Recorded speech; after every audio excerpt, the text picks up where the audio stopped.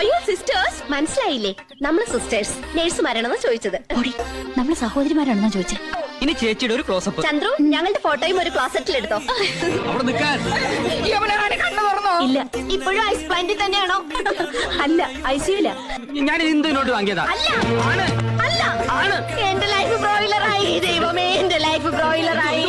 നോക്ക്, നിസ്സാരമായിട്ട് തള്ളരുത്. ഇത് നമ്മുടെ പ്രസ്റ്റീജ് ഷൂസാ. ഞാൻ ഇന്തോ എന്താ യമുനറാണി ഇത്? നിങ്ങൾ എത്രയോ മുകളിലാ, ഞങ്ങളൊക്കെ വളരെ താഴെ നിൽക്കുന്നവരല്ലേ. We are understanding people. വീട്ടിൽ എല്ലാവർക്കും ഇങ്ങനെയാ. അമ്മയ്ക്കാണെങ്കിൽ പൂച്ച വരെ മുടിയുണ്ട്. ഓ, ഹെറിഡിറ്ററി. ഞാൻ തേക്കില്ല, നല്ല കാശ് എണ്ണ തേക്കണത്. ഇതൊക്കെ മാസാമാസം അടച്ചു തീർക്കാനുള്ള വരുമാനം നിനക്കുണ്ടോ? ഗ്യാലറിന്ന് അടച്ചത്. സാലറിന്ന്.